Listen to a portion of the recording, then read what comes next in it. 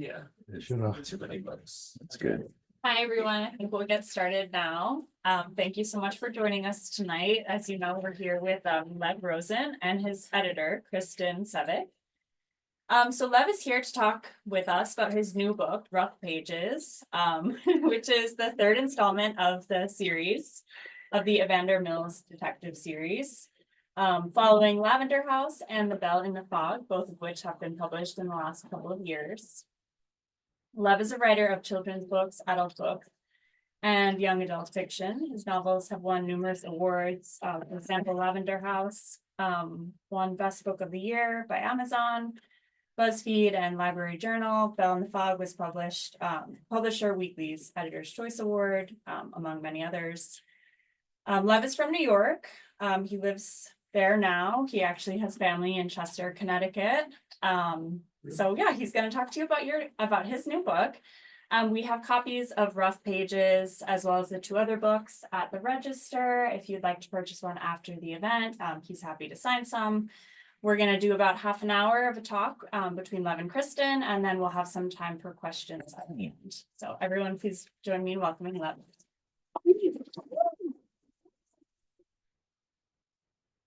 Hello, everybody. Thank you so much for coming on what I feel like is a very chilly day, but I know it's not actually chilly at all. I am just not ready for it. Hence the sweating. So we're here to talk about Rough Pages. Can you tell us a little bit about the book? Yeah, Rough Pages is the third Evander Mills, as Dominique just said. And in this one, Andy is drawn back briefly to Lavender House, partially to meet the new baby, but partially also because the butler there, his old friend Pat, is concerned that he has put the entire family in danger because he helps out at a local bookstore. And the bookstore is run by two queer people, and they have a queer book service, which is when you signed up and they would send you like a book a month all year. And in this case, it's gay books. And this was something that actually existed in the 50s. There were book services and there were specifically gay book services. But now that these two booksellers have gone missing, there is concern that everyone who signed up, the list, is missing with them. And that means it could be in the hands of the Postal Service or the federal government, or maybe even the mafia. So he has to figure out where these booksellers are, make sure no one's in danger. And all the while, there is a perky reporter also on the case who remembers Andy from when he was a police detective and is really curious as to why he isn't anymore. Right. Thank you. Yeah, no problem. We were talking before. She just received the fourth book from me, and I just finished writing the fourth book. So our heads are a little ahead of what we have to discuss right now. Exactly. It's not that I don't remember it all. It's just that I kind of remember which adventure takes place in which installment. But even though it is a series, you can jump right in at any time. She makes sure of that. I do. So what was your, not just your inspiration for Rough Pages, but your inspiration for the series as a whole, and then like specifically this particular adventure? Well, the series as a whole is really like comes down to two things, which is my love of old film noir movies and also the books. Like I love Chandler, but the movies under the Hays Code have a slightly different vibe that always appealed to me more. And so I wanted to do something with that. And then also when we talk about queer history, there's so much of it before Stonewall that people just aren't aware of.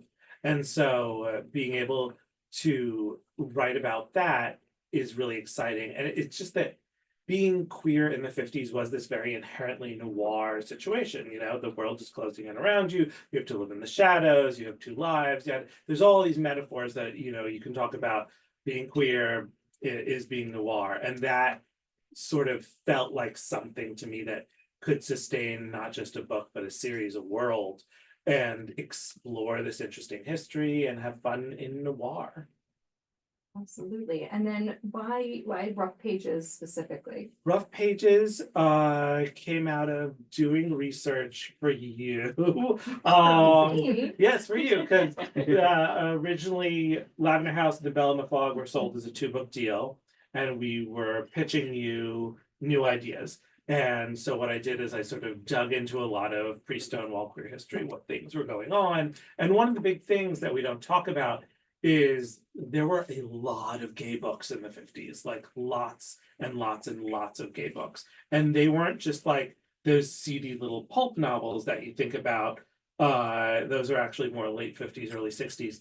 But they were literary masterpieces. They were bestsellers. There were like regularly gay books on the bestseller list in the early 50s. And that piece of history, which has been erased for most of us, was really fascinating to me. And as I was looking into that, I also found out about the book services and specifically the Corey book service, which was the biggest queer book service in the country. It was national. And they got into trouble with the post office. The post office sued them and tried to send them to prison for sending I don't remember the exact term, pornographic material through the mail. The book obviously did not have any sex scenes, although there were a lot of gay books. They weren't explicit for the most part. And it was a big deal. It was they almost went to the people who ran the service almost went to prison. They ended up having to pay a $3,000 fine, I think, which back then was a lot more. And avoiding jail time. But what happened was when this lawsuit went on, which was 53, the publishers, all these small publishers that put out these gay books, all got freaked out and stopped publishing gay books. For about a year, there were no more. The service had to shut down because they ran out of books to send. And then about a year later, all these publishers started up again, and so did the service. And that just felt really interesting and like something to examine. And in terms of the history, and then in terms of the mystery, I was just like, what noir tropes can I put in here? And I knew I was talking about books, about stories. This was a good place for the sort of archetype of the plucky girl reporter, which is in the book, and which is a fascinating thing to play with if this is a girl intent on telling the truth at all costs, and your truth is something that can kill you if it gets out. So that's a fun twist. But yeah, getting to play with all that's what I was. And you chose it from a list. It was a long list of little historical things, and you said that one and this one are both interesting. Well, I did, didn't I? Yeah. No, I mean, I think books about books are always really bad. Books about, obviously, I'm interested in stories and storytelling as an editor, and I think, thinking about how stories have evolved over time, who tells them, who gets to see them. I mean, I think that is fascinating, and the mystery is really fun too, and the characters are great. But I must say that I'm always partial to a book about books, or a book with a bookseller. Book about books. We do love booksellers. So Banned Books Week was 2 weeks ago. 2 weeks ago, I think. I mean, I work in publishing, so it's always Banned Books Week. We are always supporting banned books, telling people to read them, 100%. So what kind of there's some parallels, obviously. I mean, it's very strong parallels between how queer book services were silenced in the 50s and the things going on today. And you're the author of a banned book, not this one, but one of your own gold. So how did it feel kind of to dive into the history of this through the connections that you made? Yeah, it was interesting. I remember having conversations with you about it too, because it felt like writing about book banning in the 50s, when I myself am the author of a banned book, like it felt like I was bringing all this baggage to it in every like sentence that I put down. Anytime I was like, banning books is bad, it was like, it felt so weighty, even if I hit it with as light a touch as possible.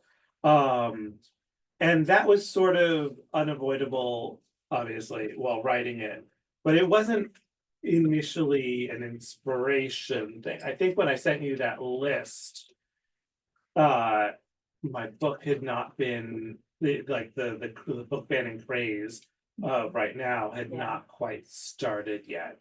So it became sort of one of those things where I was writing it and also I was being banned constantly. My Google alerts were blowing up with unpleasant stories, and it was weird.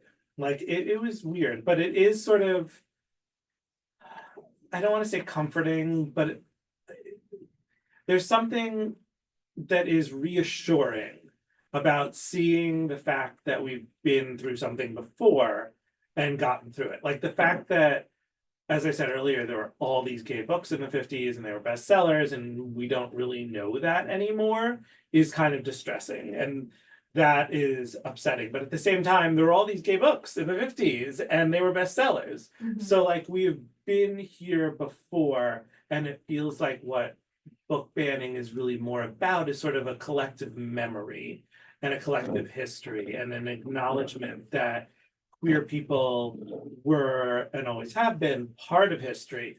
And knowing that makes young queer people or old queer people or any queer people feel like they have a more sustainable place in the world, that they are part of something, that they are part of the society, and no matter what is happening to them, they have a place. And that is what is being removed with bans. And so writing about this and researching this history while also being banned let me sort of see it with that sort of more distant perspective, and understand that it's not even really about me, it's not even really about my book, it's about making queer kids and queer people in general, but right now they're really targeting kids, feel like they do not have a place in the world, feel like they don't get to have a history.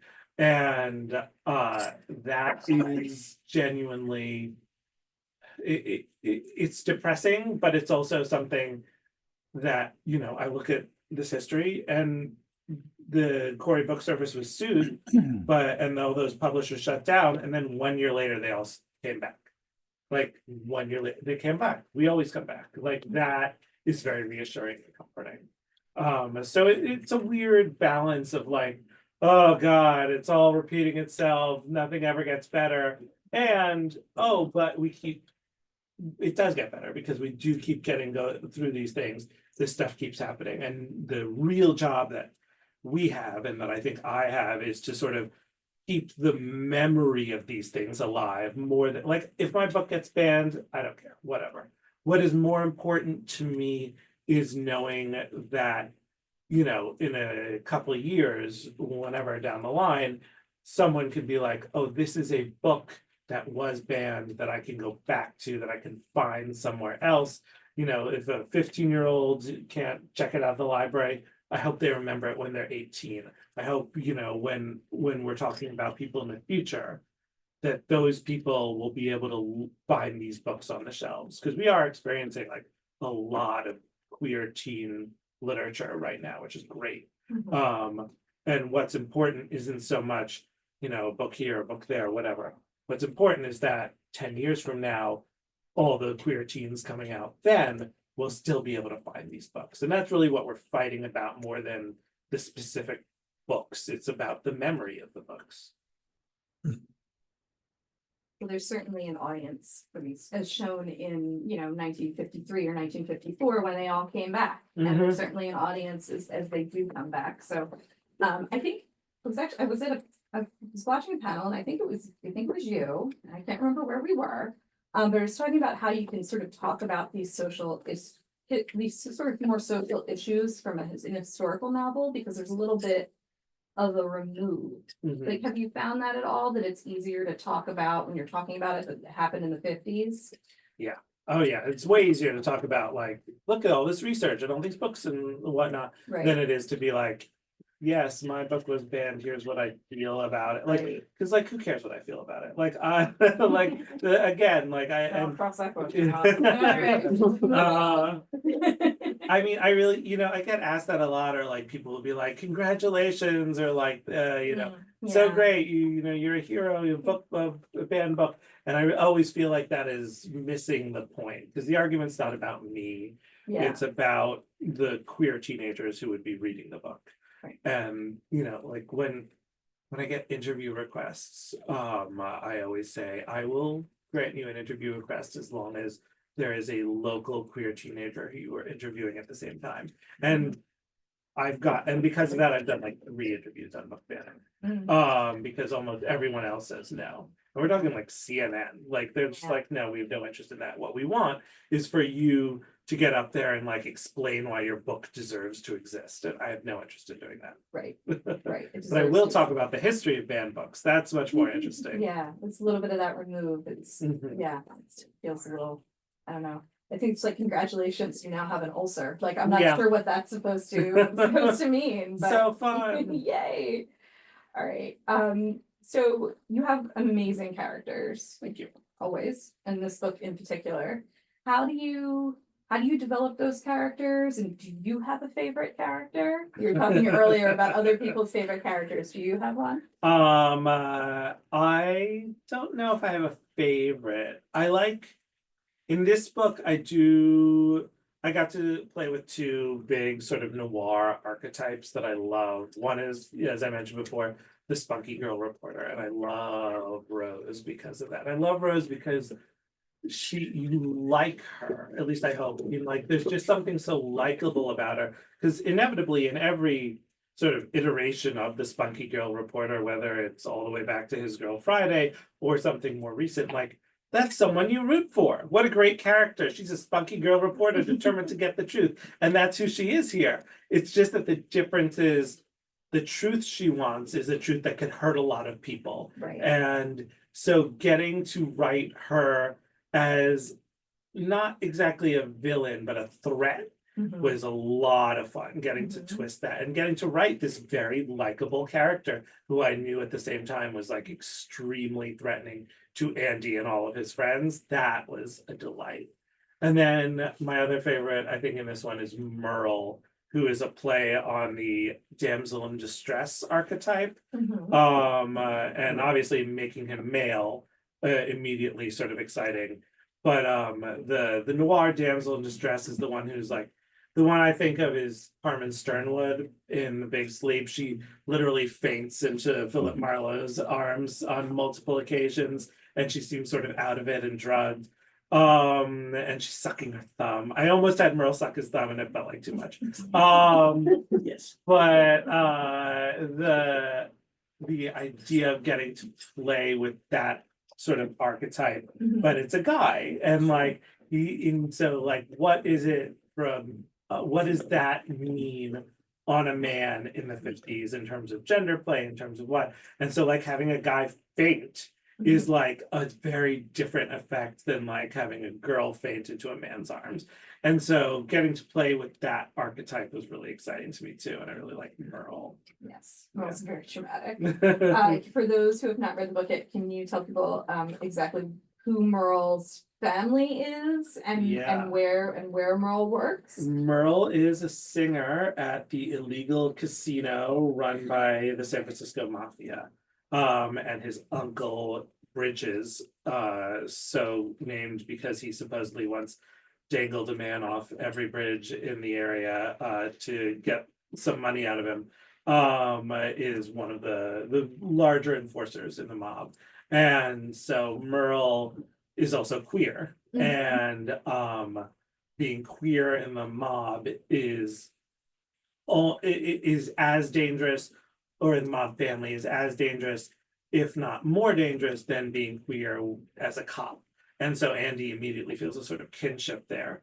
But yeah, so writing the casino mafia lounge singer, like, who faints dead away, but it's a guy, is like a very fun, weird thing to do. Yeah, yes, it's very fun to read if you have not yet. Very fun to read. Bridges too. He's like, I like Bridges a lot, yeah, but I feel like saying why I like Bridges and like writing his complexity starts to give away a lot of the That's book. true. That's true. Bridges complicated. Well, dramatic. We could like do a one-word sort of association for everybody. Can you talk a little bit about the writing process? Yeah, this year, I had 3 books due this year, and I just got them all in. And so now I'm just down to edits, and that was a lot. But normally, when I only have 1 or 2 books due a year, and they're not overlapping as much, I like to write first thing in the morning. And then I will work out and shower, and then I will edit. That is the goal. It Okay. is easier to write before shower and easier to edit after shower. I don't know why. Okay. Editing is a very clean thing to be doing, so I think that might be related. Yeah, I like it. yeah. I like it. And how does That's why in our early meetings, I have never showered. It's true. It's true. It's me in my pajamas on the screen being like, hi, what are we talking about? What are we talking about? I don't know.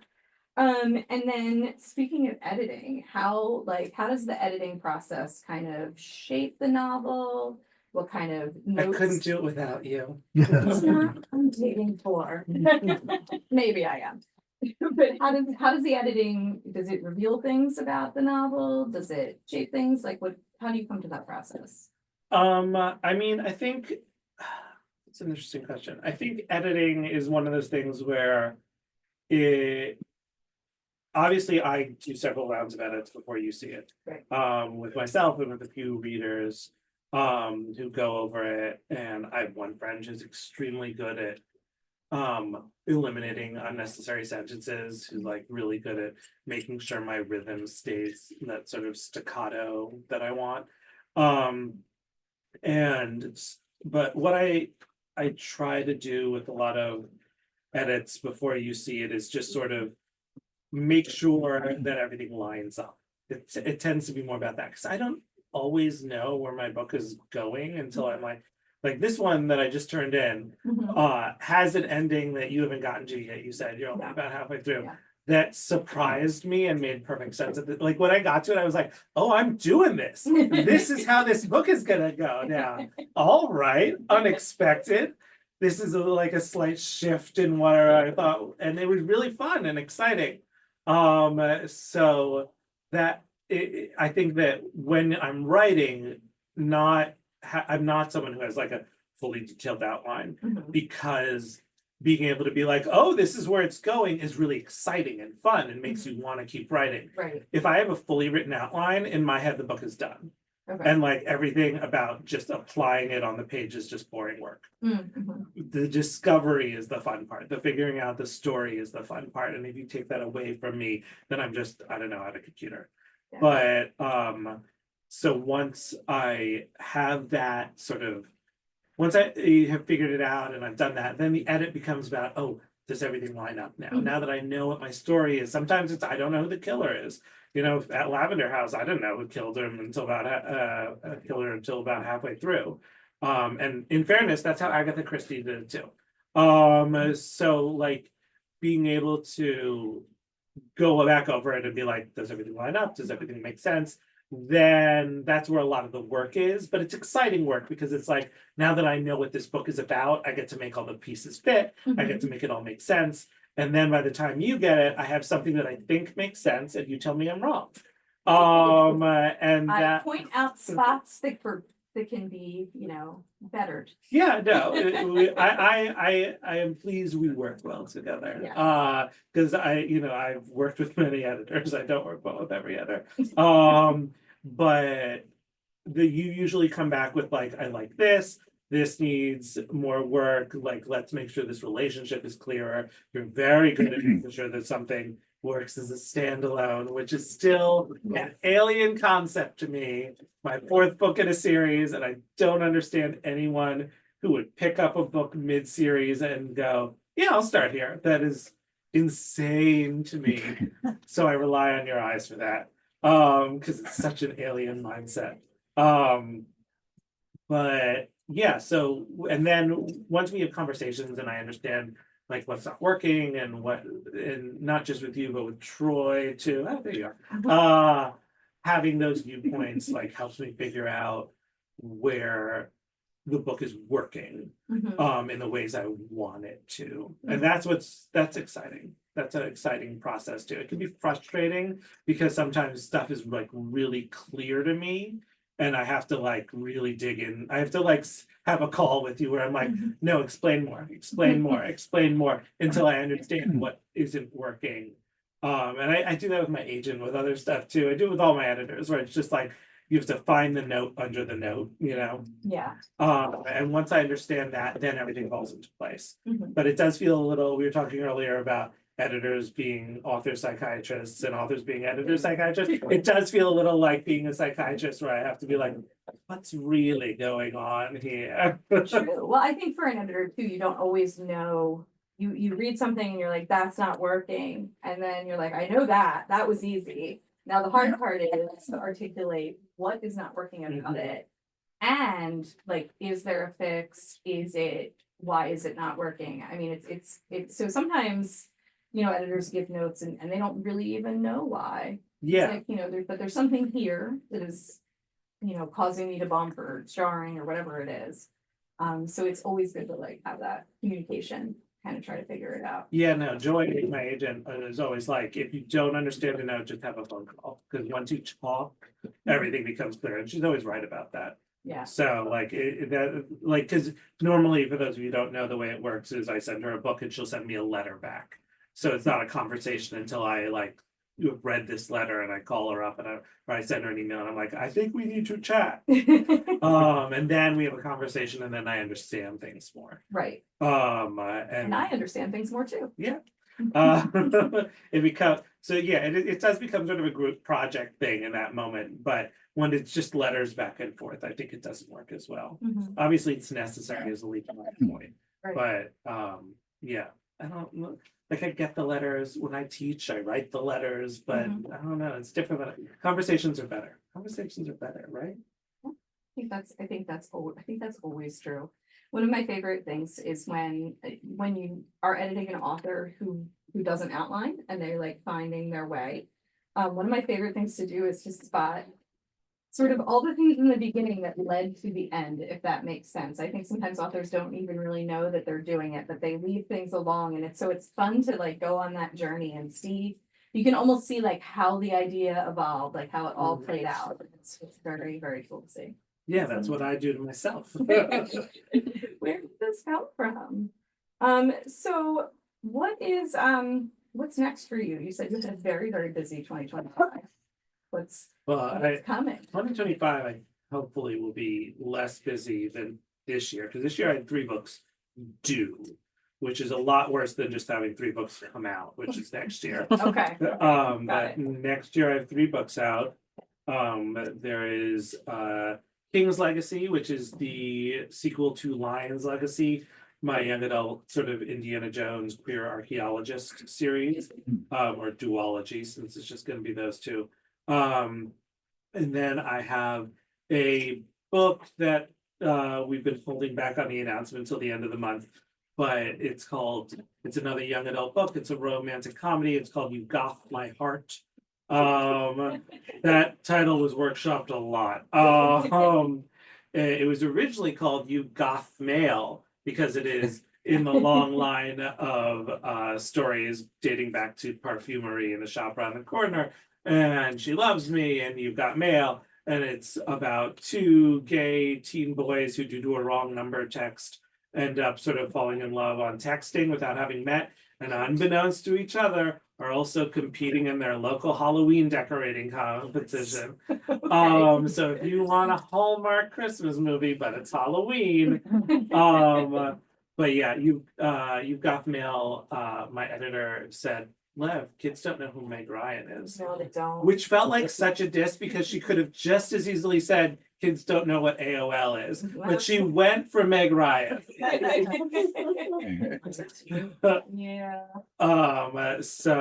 Yeah, You've Got My Heart, and that'll be out fall next year, as will the 4th Andy Mills book. That's right. Which we have to figure out a title for. Yes, we'll do that. Let's do that all together right now. We've been throwing words around.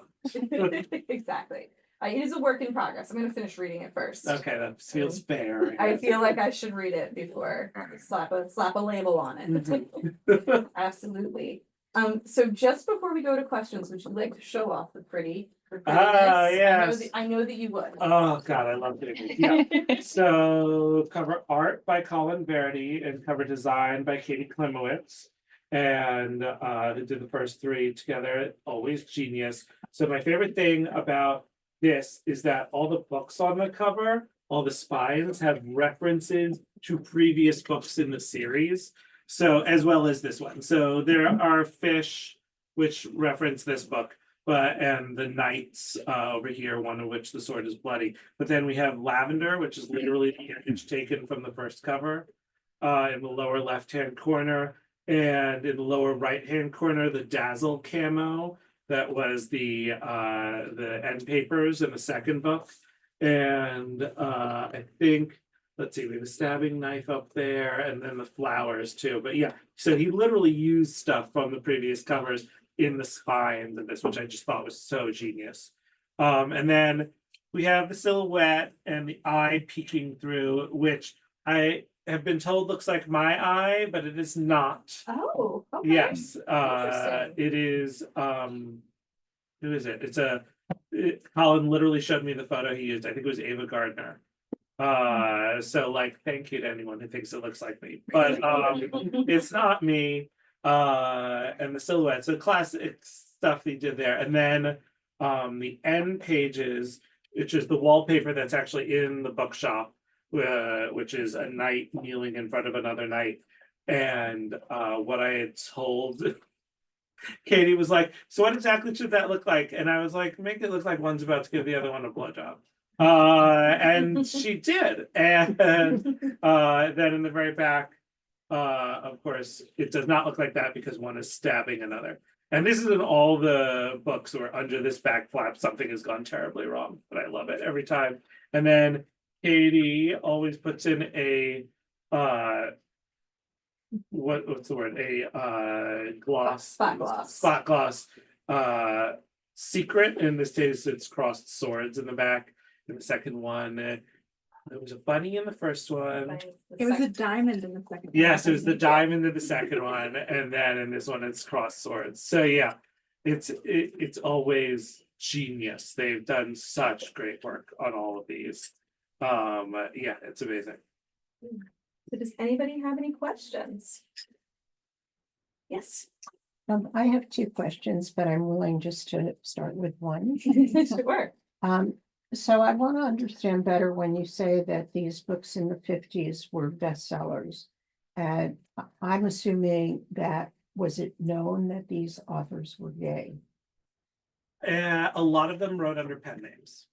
So so the Corey Book Service was started by Donald Webster Corey, who wrote, which was not his real name, and he wrote I'm gonna get this wrong, The Life of the Homosexual in America, something like that, which is mentioned in Lavender House. Pat Oh, right. recommends it to Andy, and that was a real book that it was sort of autobiographical because he was married to a woman and he would go out and have these affairs with men at night.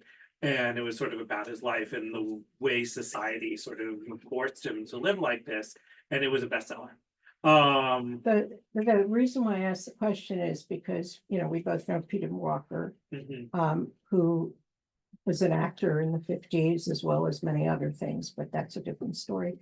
And Peter has talked so much about having to hide his queer identity and still feels, many years later that he was, that the extent to which it was known really affected his career.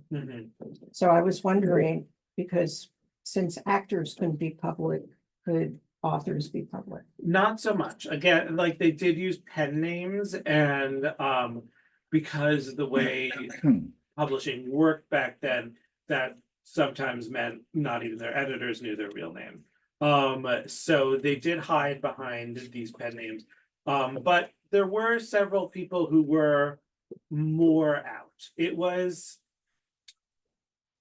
I don't want to say safer, but it varied wildly depending on like what your non-writer life was. So if you had a wife, obviously, then it became dangerous. If you worked for the government, it became extremely dangerous. If you had any sort of public facing job, being out was incredibly dangerous.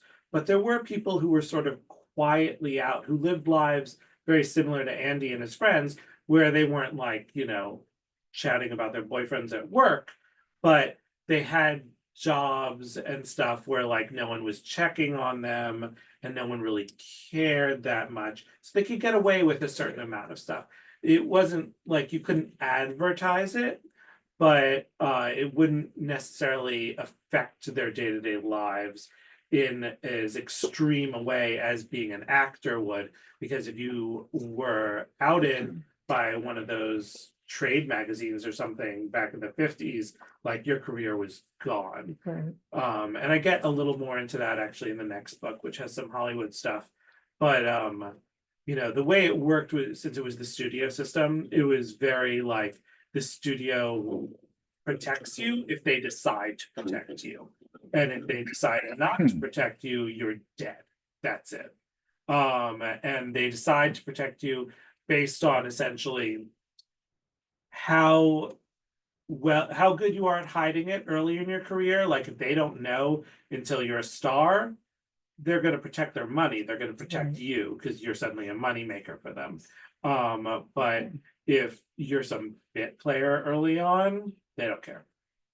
Then they'll throw you out. You're on the list. You're gone. Interesting. Yes. I also have two questions, but I'll only go with one for now. And it's actually an editor's question, if I might. And that is, Lev said he wasn't so fussed about a book being banned, but we know that the publishing industry these days is very different. It's consolidated. It's very mercantile. And what I'm wondering is there a sensitivity to publishing stuff that is going to be subject to a backlash from those who, want to ban books? Or is there courage? I choose to believe there is courage. I think if there wasn't courage, you wouldn't be seeing the thousands of book bans that are happening across the country. I think though the many publishers are very supportive of the anti-book banning efforts. There's been a number of lawsuits in different states, and some of the bigger publishers have actually joined for freedom to read and against some of these state laws that are banning books. So I think it's very much top of mind for publishers. I mean, if it's one of those, if you start to ban a certain amount of books, what says that any book is safe? And so you have to sort of stand up for your authors and for their work. So I don't see that. I actually see the opposite. I think publishers are feeling very sort of assertive right now as far as protecting their authors and the freedom to read. Yes. To what extent does all of that get connected to politics? I mean, a stereotype, of course, is, well, if you have a book about gay people, then obviously the governor of Texas doesn't like it. Therefore, it has to go. And also in Florida. And also here, and also there. But not in New England, but we're all nice. I would love if it wasn't in New England, but it turns out that there is actually a number of book bans not book bans, but people trying to ban books in the New England states and in Connecticut. So I think it's, very important even for people who live in New England and think like, oh, that happens down there, or oh, that happens over there, that they're very aware of what's going on locally with their own, their own school boards and things like that. And I think paying attention is important. 50 years ago, I remember a conversation I had with my sister-in-law, who was a high school librarian somewhere in the Bible Belt, which shall remain anonymous. And she said then that was one of her worst problems. This is 50 years ago, with the constant petitions being entered by parents to have books removed from the school library. Mhm. And the number one book everybody wanted removed was, anybody guess? Catcher in the Rye. No. No one can guess. That was Obvious, Huckleberry Finn.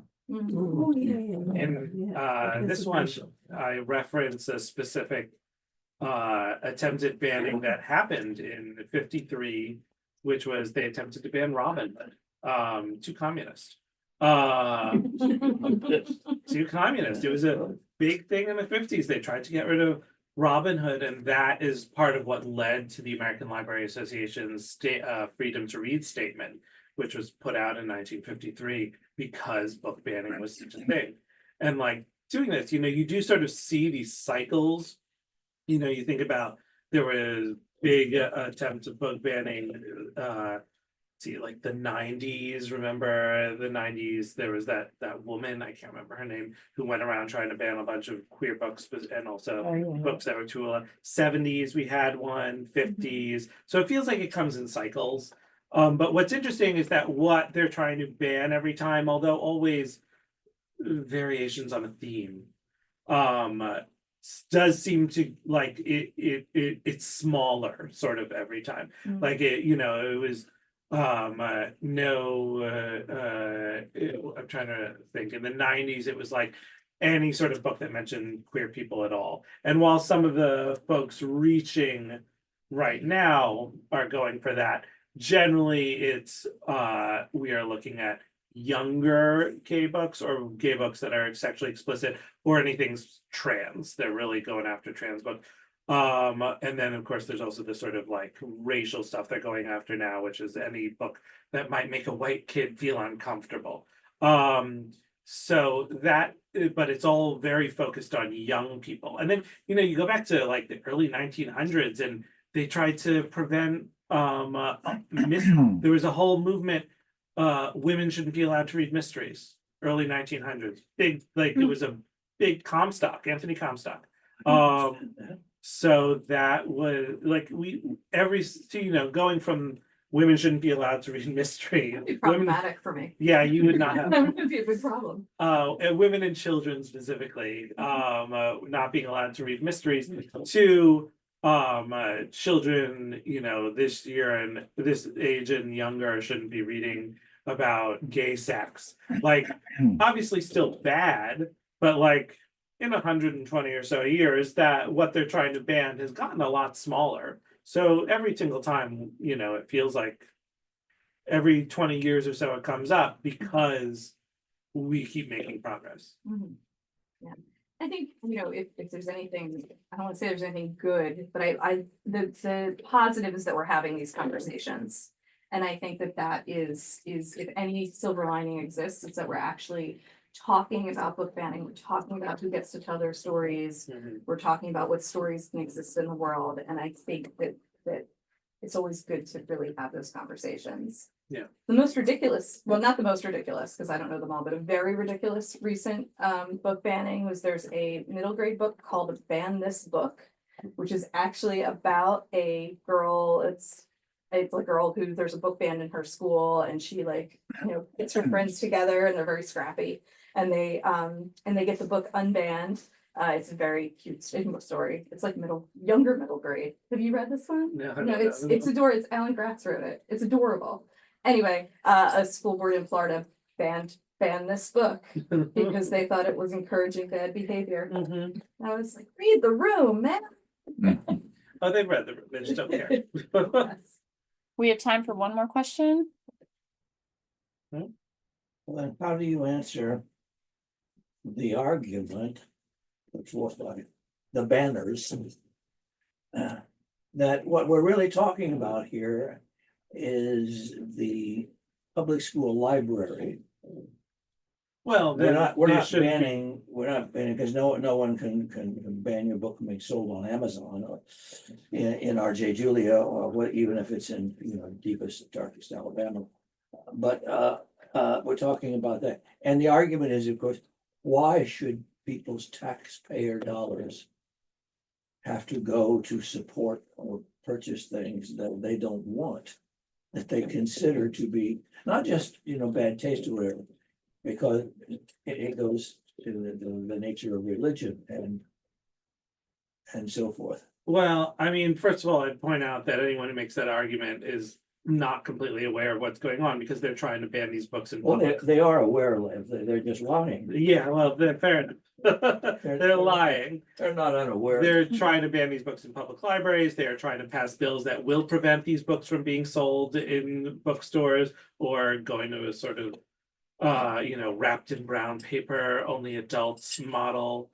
So like they are trying to ban them everywhere. But I think the idea that like, oh, the tax money shouldn't go because I don't want my kid. Well, who cares about your kid? This is a nation. It's not your kid. Like this nation wasn't built specifically for you and your family. It was built so that we all get along as best we can. And that means that sometimes our money goes to stuff we don't want it to go to that will help someone else.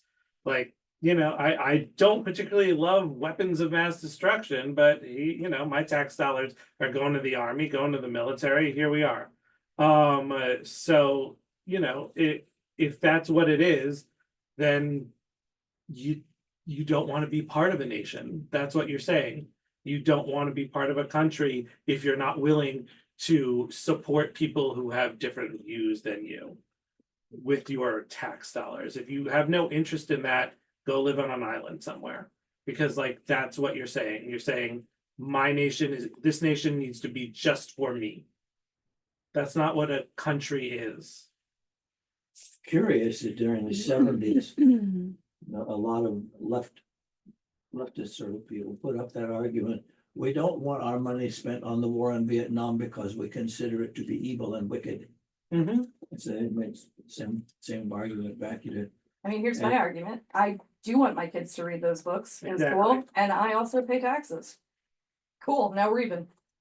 I want to do just one more quick question. Really quick question. Okay, hi. Hi. Hi. So Lavender House, we had purple. Yeah. Rough Pages is blue. Mhm. We got Bell and the Fog is red. Yes.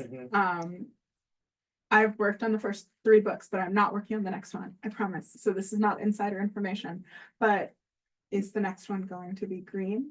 I want it to be green. I don't know what's gonna happen. Conversations are happening. I haven't seen anything. I, yet. It's green cover. Taylor's green cover. Taylor's green cover. I would like it to be green. I'm not sure. I know Colin is still going to be doing the cover, which I'm very happy about. Since it is moving publishers, it's gonna be a different designer. And I don't know, I haven't met him. I don't know what they're thinking yet. I met the new publisher, Kelly, and she used the phrase shake things up. So I don't know. I don't know It's what- multicolored. I know. I trust Colin, so I think it'll be really great no Yeah. matter what. All right, thank you guys so much. This is a great discussion. Thank you, Lev. Thank you, Kristen. Just want to remind everybody that we have books for sale at the register, Rough Pages, as well as the previous 2 in the series. Lev is going to be happy to sign some Yep. copies up Come here. on over, I'll sign a book. Thank you. And thank you all for coming.